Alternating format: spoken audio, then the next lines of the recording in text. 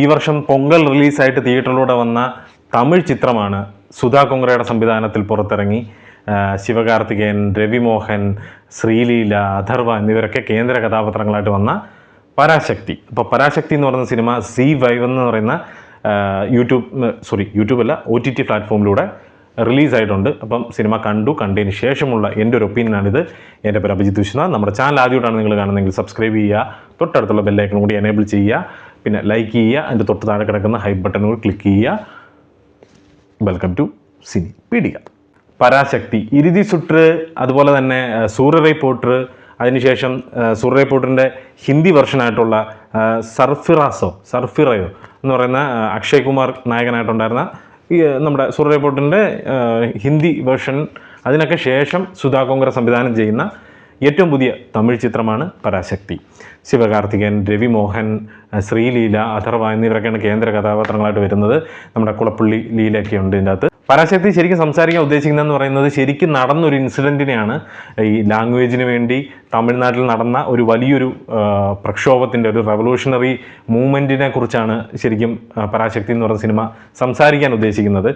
കാരണം ഇന്ത്യയിൽ മുഴുവൻ ഹിന്ദി സംസാരിച്ചാൽ മതി, ഹിന്ദി നാഷണൽ ലാംഗ്വേജ് ആയിട്ട് പറയുകയും അതൊരു ഒഫീഷ്യൽ ലാംഗ്വേജ് ആയിട്ട് മാറുകയൊക്കെ ചെയ്ത് എല്ലാത്തിലും, നമ്മുടെ പോസ്റ്റ് ഓഫീസിൽ പോയാൽ അവിടെ ഒരു മണി ഓർഡർ അയക്കണമെങ്കിൽ അവിടെയും ഹിന്ദിയിൽ എഴുതി കൊടുക്കണം. അതുപോലെ തന്നെ നമുക്ക് ലെറ്റർ വരുന്നത്, അങ്ങനെയുള്ള മറ്റു കാര്യങ്ങൾക്കെല്ലാം ഒരു ആപ്ലിക്കേഷൻ ഫോം ഫില്ല് ചെയ്യണമെന്നുണ്ടെങ്കിൽ അത് മൊത്തം ഹിന്ദിയിലായിരിക്കും. അങ്ങനെ നമ്മൾക്ക് അറിയാത്തൊരു ലാംഗ്വേജിനെ നമ്മളെ ഫോഴ്സ്ഫുള്ളി അത് നിങ്ങൾ ചെയ്തേ പറ്റൂ എന്ന് പറയുന്ന ഒരു രീതിയിലേക്ക് പൊക്കോണ്ടിരുന്നൊരു ടൈമിനെ എതിർത്ത് നിന്ന് പോരാടിയ ഒരു ടൈമായിരുന്നു ആ ഒരു സമയത്ത് തമിഴന്മാർ. ഈ സിനിമ എങ്ങനെ ഉണ്ട്, എങ്ങനെ വർക്കൗട്ടായി എന്നുള്ള കാര്യങ്ങൾ പറയുന്നതിന് മുമ്പ് ഇതിൻ്റെ പെർഫോമൻസുകളെ കുറിച്ച് പറയാം. ശിവകാർത്തികേയൻ, ശ്രീലീല, അതുപോലെ തന്നെ നമ്മുടെ അഥർവ, നമ്മുടെ രവി മോഹൻ, ഇവരെ പറ്റിയാണ് മെയിനായിട്ട് പറയാനുള്ളത്. ബാക്കി ആർട്ടിസ്റ്റുകളെ പറ്റി കൂടുതൽ പറഞ്ഞില്ലെങ്കിലും വലിയ കാര്യമില്ല. കാരണം ഈ 4 പേരാണ് സിനിമയിൽ മൊത്തത്തിൽ നിറഞ്ഞിരിക്കുന്നത്. ഈ 4 പേരിലെ പെർഫോമൻസ് വൈസ് രവി മോഹൻ്റെ കുറച്ച് ആർട്ടിഫിഷ്യലായിട്ടും, അതുപോലെ തന്നെ ശ്രീലീല കുറച്ച് ഓവറായിട്ടും, ശിവകാർത്തികേയൻ ആ ഒരു ക്യാരക്ടറിന് സൂട്ടായിട്ടുള്ള ആളാണോ അല്ല എന്നൊരു സംശയവും, എന്നാൽ അഥർവ കൃത്യമായിട്ട് പ്ലേസ് ആവുകയും ചെയ്തിട്ടുണ്ട് എന്നാണ് എനിക്ക് കണ്ടപ്പോൾ തോന്നിയത്. കാസ്റ്റിംഗ് മോശമായി എന്നല്ല പറയുന്നത്, ബട്ട് മേ ബി ഇതിൻ്റെ ഒരു ക്യാരക്ടർ എക്സ്പ്ലനേഷനിലൊക്കെ കുറച്ചൊന്ന് ഓവറും ഹൈപ്പും എല്ലാം കൂടിയത് കൊണ്ടാവാം.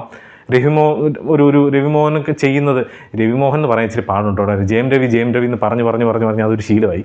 അപ്പോൾ ജയം രവി ചെയ്യുന്നതിൽ കുറച്ചൊരു ആർട്ടിഫിഷ്യാലിറ്റി എവിടേക്കോ ഫീൽ ചെയ്യുന്നുണ്ട്. അതുപോലെ തന്നെ നമ്മുടെ ശ്രീലീല ചെയ്യുന്നിടത്തൊക്കെ ഒരു ഓവർ, ആ ഒരു ക്യാരക്ടറിനെ ഒരു ഓവറായിട്ട് കാണിക്കുകയും അല്ലെങ്കിൽ ഒരു ഓവർ രീതിയിലേക്ക് കൊണ്ടുപോവുകയും ചെയ്യുന്നുണ്ട് പലയിടങ്ങളിലും. അതുപോലെ തന്നെ ശിവകാർത്തികേയനിലേക്ക് വരുമ്പോൾ ബേസിക്കലി ഇത്ര നാളും ശിവകാർത്തികേയനെ കണ്ടതുപോലത്തെ ഒരു ക്യാരക്ടറല്ല. മാറി ചെയ്യുന്നത് വളരെ നല്ലതാണ്. പക്ഷേ ഈ സിനിമയിൽ ഈ പുള്ളിയുടെ ക്യാരക്ടറാണ് പ്രൊജക്റ്റ് ചെയ്ത് വരേണ്ടത്. എന്നാൽ ആ ക്യാരക്ടറിനെ ഒരു ഭയങ്കരമായിട്ട് കാണിക്കുമ്പോൾ പോലും ശിവകാർത്തികേയനിൽ ആ ഒരു ഓറ ഫീൽ ചെയ്യുന്നില്ല. ശിവകാർത്തികേയൻ വന്ന് നിൽക്കുമ്പോൾ വൻ കിടുക എന്നുള്ളൊരു ഫീല് നമ്മളിലേക്ക് ഉണ്ടാക്കിയെടുക്കാൻ സാധിക്കുന്നില്ല. അതൊരു ഭയങ്കരമായിട്ടൊരു വീക്കായിപ്പോയി. എന്നാൽ അങ്ങനെ കാണിക്കാത്തൊരു സിനിമയായിരുന്നു ഇതെങ്കിൽ കുഴപ്പമില്ല. ബട്ട് ഈ സിനിമ മെയിൻലി അങ്ങനെ ഒരു ക്യാരക്ടറിനെ പ്രൊജക്ഷൻ, ഒരു പരാശക്തി എന്ന് പറയുന്നൊരു സംഭവം എന്നൊക്കെ പറഞ്ഞുള്ള രീതിയിൽ കാണിക്കാൻ ഇവർ നോക്കുന്നുണ്ട്. പക്ഷെ അത് ഒട്ടും ഏറ്റില്ല. അതാണ് ഏറ്റവും വലിയൊരു സങ്കടം ഉണ്ടാക്കുന്ന കാര്യം. ഇതിൽ വേറൊരു രസം എന്താണെന്ന് ചോദിച്ചു കഴിഞ്ഞാൽ, ഈ സിനിമ ശരിക്കും സൂര്യ, അതുപോലെ തന്നെ ദുൽഖർ സൽമാൻ, നസ്രിയ എന്നിവർക്കൊക്കെ പറഞ്ഞു വെച്ചിരുന്നൊരു സിനിമയായിരുന്നു. എന്തുകൊണ്ടോ അവർ ഈ പടത്തിൽ നിന്ന് പിന്മാറുകയുണ്ടായി. അതിൽ സൂര്യ ചെയ്യേണ്ട ക്യാരക്ടറാണ് ശിവകാർത്തികേയൻ ചെയ്തിരിക്കുന്നത്. ഇത് ശിവകാർത്തികേയന് പകരം സൂര്യ ചെയ്തിരുന്നെങ്കിൽ കുറച്ചും കൂടി ഇമ്പാക്റ്റ് ഈ ക്യാരക്ടറിന് ഉണ്ടാക്കിയെടുക്കാൻ ആ ഒരു ഓറ കൊണ്ട് സാധിക്കുമായിരുന്നു എന്ന് എനിക്കൊന്ന് ഫീൽ ചെയ്യുന്നുണ്ട്. കാരണം സൂര്യ വന്ന് നിൽക്കുമ്പോൾ വേറൊരു ടെക്സ്ചർ, ഒരു പരിപാടിയൊക്കെ കാണാൻ സാധിക്കുമായിരുന്നു തോന്നുന്നു. പക്ഷേ ഇവിടെ ശിവകാർത്തികേയനിലേക്ക് വരുമ്പോൾ ആ ഒരു സാധനം വളരെ മിസ്സായി പോകുന്നുണ്ട്. എന്തുകൊണ്ടോ സൂര്യയും ദുൽഖറും നസ്രിയും ഒന്നും ചെയ്യാതിരുന്നത് വളരെ നന്നായെന്നുള്ളത് സിനിമ മുഴുവൻ കാണുമ്പം നമുക്ക് തോന്നാൻ ചാൻസ് ഉണ്ട്.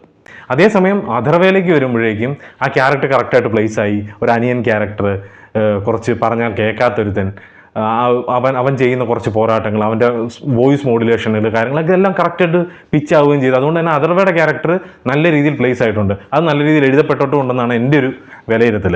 അപ്പോൾ ഇതൊക്കെയാണ് ഇതിൻ്റെ ആക്ടിങ് സൈഡിലോട്ടുള്ളത്. ബാക്കി ടെക്നിക്കൽ സൈഡിലേക്ക് കയറാണ്. ജി.വി. പ്രകാശാണ് മ്യൂസിക് ചെയ്തിരിക്കുന്നത്. എനിക്ക് അത്രയ്ക്ക് അങ്ങനെ വർക്കൗട്ട് ആയില്ല എന്ന് ഒരു സംശയമില്ലാതെ പറയാൻ സാധിക്കും. കാരണം ജി.വി. പ്രകാശിൻ്റെ എല്ലാ വർക്കുകളും എനിക്ക് ഇഷ്ടപ്പെടുന്ന ഒരാളാണ്. എന്നാൽ ഇതിനകത്ത് പാട്ടുകളോ അല്ലെങ്കിൽ ഒരു സിറ്റുവേഷൻ ബാക്ക്ഗ്രൗണ്ട് സ്കോറുകളോ ഒന്നും ഹിറ്റ് ചെയ്യുന്നതായിട്ട് അല്ലെങ്കിൽ ഒരു പഞ്ച് ഉണ്ടാക്കുന്നതായിട്ട് തോന്നിയില്ല. എനിക്കറിയില്ല എന്തുകൊണ്ടാണെന്ന്.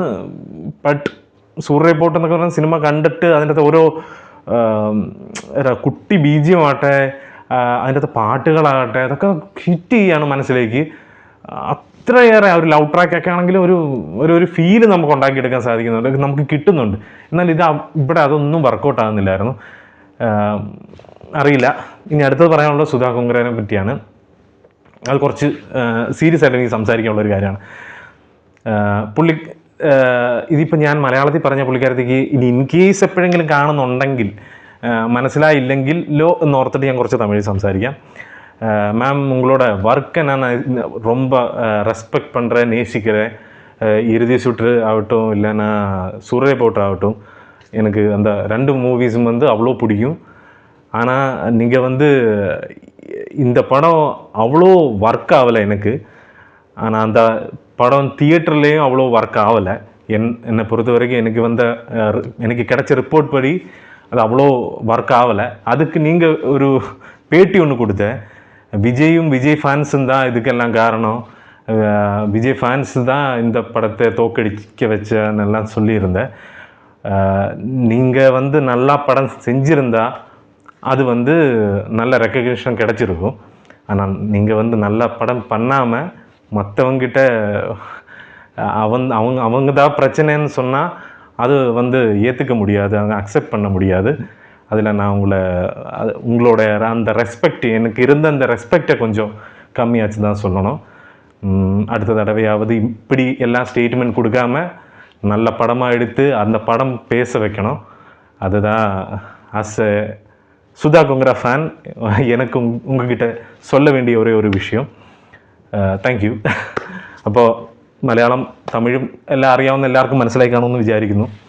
അങ്ങനെ കുറച്ച് സ്റ്റേറ്റ്മെൻറ്റുകളൊക്കെ സുധാ കൊങ്കര നടത്തിയിരുന്നു. സോ അടുത്ത ടൈമിൽ നല്ല രീതിയിൽ പടം സംസാരിച്ച് വിജയിക്കട്ടെ. അല്ലാതെ നല്ലൊരു പടം ചെയ്യാതിരുന്നിട്ട് ബാക്കിയുള്ളവരാണ് കാരണം എന്ന് പറയുന്നത് നല്ല നടപടിയായിട്ട് എനിക്ക് തോന്നുന്നില്ല. പടത്തിലേക്ക് വരുമ്പോൾ എനിക്ക് പറയാനുള്ളതെന്ന് പറഞ്ഞാൽ, പടത്തിൽ ശരിക്കും നടന്ന സംഭവം എന്ന് പറയുന്നൊരു തമിഴ്നാട്ടിൽ നടന്നൊരു ഇൻസിഡൻ്റ് ആയിരുന്നു. ഇതൊരു പാൻ ഇന്ത്യൻ സിനിമ ആയതുകൊണ്ട് തന്നെ ഇതിനെ വൈഡ് ആക്കണമെന്ന് പറഞ്ഞിട്ട് എല്ലാ ലാംഗ്വേജിലെ ആൾക്കാരും ഇതിനെതിരെ പോരാടുവാണെന്ന് പറയുന്നുണ്ട്. അപ്പോൾ ഈ എല്ലാ ലാംഗ്വേജ് പറയുമ്പോൾ അതിൻ്റെ അകത്ത് വരുന്നത് തന്നെയല്ലേ ഹിന്ദിയും. അപ്പം ഈ സിനിമയിൽ ഒരിക്കലും ഹിന്ദീനെ പ്രൊട്ടക്റ്റ് ചെയ്യുന്നതായിട്ട് അല്ലെങ്കിൽ ഹിന്ദീനെ സപ്പോർട്ട് ചെയ്യുന്നതായിട്ട് കാണുന്നില്ല. അല്ലെങ്കിൽ ഒരു ഹിന്ദിക്കാരൻ വന്നിട്ട് എടാ ഇതെൻ്റെ ലാംഗ്വേജാണ്, നീ അങ്ങനെ സംസാരിക്കണമെന്ന് എനിക്ക് നിർബന്ധമില്ല, നിങ്ങളും എല്ലാവരും ഹിന്ദി പഠിക്കണമെന്ന് എനിക്കൊരു നിർബന്ധമില്ല എന്ന് പറയുന്നൊരു സീൻ പോലും വെച്ചിട്ടില്ല. അതെന്തുകൊണ്ടാണെന്ന് എനിക്ക് മനസ്സിലാകുന്നത്. അതിന് പകരം ഒരു തെലുഗാണോ കന്നഡയോ ആന്ധ്രാക്കാരിയെ കൊണ്ടുവന്നിട്ട്, അത് ശ്രീലീലയുടെ ക്യാരക്ടർ തെലുഗാണെന്ന് തോന്നുന്നു, തെലുഗ്. അപ്പോൾ പുള്ളിക്കാരി വന്നിട്ട് പറയാം ഞാൻ എൻ്റെ ലാംഗ്വേജ് പറഞ്ഞാലും ഞാൻ എതിർത്ത് പോരാടും എന്നൊക്കെ പറഞ്ഞിട്ടൊരു ഡയലോഗ് വെച്ചിട്ടുണ്ട്. പക്ഷെ അതൊന്നും വർക്കൗട്ട് ആകുന്ന ഒരു സാധനമല്ല. തമിഴിന് വേണ്ടി പോരാടിക്കൊണ്ടിരിക്കുന്ന ഒരു കഥാനായകൻ ഒരു പോയിന്റിൽ നായികനെ വളയ്ക്കാൻ വേണ്ടി തെലുങ്ക് പറയുക ഭയങ്കര രസമാണ്. എന്ന് വെച്ചാൽ ഈ കഥയുടെ ഡെപ്ത് മനസ്സിലാക്കാതെ സ്ക്രീൻ പ്ലേനെ ഒരുക്കിയ ഒരു വലിയൊരു ഡ്രോബാക്ക് ഈ സിനിമയിലുണ്ട്.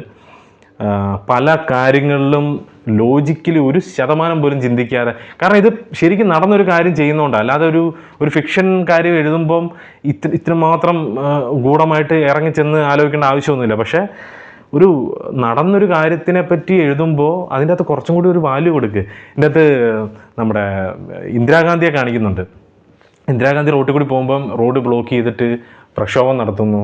അതുപോലെ തന്നെ ഇന്ദിരാഗാന്ധി ഒരു റെയിൽവേ സ്റ്റേഷനിൽ നിൽക്കുമ്പോഴേക്കും അവിടെ ഒരു ഇൻസിഡൻറ്റ് ഉണ്ടാകുന്നു. എന്നിട്ട് ഇന്ദിരാഗാന്ധിയെ പ്രൊട്ടക്റ്റ് ചെയ്യാൻ ഒരു മനുഷ്യനില്ല. ഇങ്ങനെയൊക്കെ കാണിക്കുന്ന കുറേ ഇല്ലോജിക്കൽ സാധനങ്ങളുണ്ട്. വളരെ ചിരി വരുത്തുന്ന കുറേ ഇൻസിഡൻറ്റുകളുണ്ട്. ഇതൊക്കെ ശരിക്കും നടന്നതാണോ എന്നറിയത്തില്ല, ബട്ട് ഇതിനകത്ത് കുറേ പോർഷനുകൾ ശരിക്കും നടന്നതായിരുന്നു എന്നുണ്ട്. എന്നാൽ ബാക്കി കുറേ എണ്ണം ഫിക്ഷനായിട്ട് കാണിച്ച് ഇതിനെ മറ്റൊരു തലത്തിലേക്ക് കൊണ്ടുപോകാൻ ഇവർ ശ്രമിച്ചിട്ടുണ്ട്. ഇതിൽ കുറേ ക്യാമറസിനൊക്കെ കൊണ്ടുവന്നിട്ടുണ്ട്. എന്ന് വെച്ചാൽ നമ്മുടെ ഒരു പ്രേക്ഷകനെ ഒന്ന് ഉണർത്തിയെടുക്കാൻ വേണ്ടിയൊക്കെ പല ലാംഗ്വേജിലെ ഉള്ള ആൾക്കാരെയൊക്കെ ഇതിനകത്ത് ഇവർ ആഡ് ഓൺ ചെയ്തിട്ടുണ്ട്. അതിൽ ശരിക്കും പറഞ്ഞാൽ നല്ല രീതിയിൽ എനിക്ക് വർക്കൗട്ടായതെന്ന് പറയുന്നത് കേരളത്തിൽ നിന്നുള്ള ബേസിൽ ജോസഫാണ്. എല്ലാവർക്കും അറിയാം, ഇതൊരു സ്പോയിലർ കാര്യമൊന്നുമല്ല, പുള്ളി പടത്തിലുണ്ടെന്നുള്ള എല്ലാവർക്കും അറിയാം. ഇപ്പം ഇതിൻ്റെ പരസ്യം കാണിക്കുന്ന പോസ്റ്ററിൽ തന്നെ ബേസിലിൻ്റെ ഫോട്ടോയാണ് കൊടുത്തിരിക്കുന്നത്. അപ്പോൾ ബേസിലിൻ്റെ ഒരു എൻട്രി, പുള്ളിയുടെ ഒരു പ്രസൻസ് ഒരു കിക്ക് നൽകി എന്ന് പറയാം. അത് മലയാളി ആയതുകൊണ്ട് പറയുന്നതല്ല. ബാക്കി ക്യാരക്ടേഴ്സിന് ഒരു പഞ്ച് ഉണ്ടാക്കാൻ സാധിച്ചില്ല. നമ്മുടെ റാണാ രഘുപതി സിനിമയിൽ വന്നു പോകുന്നുണ്ട്, പക്ഷേ പുള്ളി ഒരു ഇമോഷണൽ സംഭവമാണ് ഉദ്ദേശിച്ചത്. പക്ഷേ സംഗതി അത്ര ഇമോഷണൽ ആയിട്ട് എനിക്ക് ഫീൽ ചെയ്തില്ല. എന്തായാലും ഇങ്ങനെ ഒരുപാട് പാളിച്ചകളുള്ള ഒരു സിനിമയാണ് ശരിക്കും പറഞ്ഞാൽ പരാശക്തി എന്ന് പറയുന്നത്. എനിക്ക് പേഴ്സണലി ഇത് ഒരു ആവറേജ് അനുഭവമായിട്ട് മാത്രമാണ് തോന്നിയത്. തീരെ കാണാൻ പറ്റാത്ത പടമെന്നല്ല ഞാൻ ഈ പറഞ്ഞു വരുന്നത്. സുധാ കൊങ്കരയുടെ കയ്യിൽ നിന്ന് പ്രതീക്ഷിക്കുന്ന ഒരു സിനിമയല്ല ഇത്. അതുപോലെ തന്നെ ശിവകാർത്തികേയൻ, രവി മോഹൻ ഇവരുടെ കയ്യിൽ നിന്നൊന്നും പ്രതീക്ഷിക്കുന്ന ഒരു സിനിമകളായിരുന്നില്ല പരാശക്തി എന്ന് പറയുന്നത്. അപ്പോൾ അത്തരം കാര്യങ്ങളൊക്കെ എനിക്ക് സംസാരിക്കാനുള്ളൂ. എനിക്ക് പേഴ്സണലി പടം ഒരു ആവറേജ് അനുഭവം മാത്രമാണ് നൽകിയത്. അതുകൊണ്ട് ഞാൻ കാണരുത് എന്നൊന്നും ഞാൻ ഒരിക്കലും പറയുകയല്ല. കണ്ടിരിക്കാൻ പറ്റുന്നൊരു സിനിമ തന്നെയാണ്. പക്ഷേ ഇത്തരം ഒരു സിനിമ തുടങ്ങുമ്പോൾ തന്നെ ട്രൂ ഇവൻറ്റ്സ് എന്ന് പറഞ്ഞിട്ട് കാണിക്കുമ്പം അതിന് ഒരു നീതി പുലർത്താത്ത, അല്ലെങ്കിൽ ചെയ്യുന്ന വർക്കിനൊരു ആത്മാർത്ഥതയില്ലാത്ത ചെയ്ത ഒരു വർക്കായിട്ടാണ് എനിക്ക് ശരിക്കും ഫീൽ ചെയ്തത്. സോ നിങ്ങളുടെ അഭിപ്രായം എന്താണെന്നുള്ളത് കമൻറ്റ് ബോക്സിൽ രേഖപ്പെടുത്തുക. അടുത്തൊരു വീഡിയോ ആയിട്ട് വരുന്നവരെ പീസ് ഔട്ട്.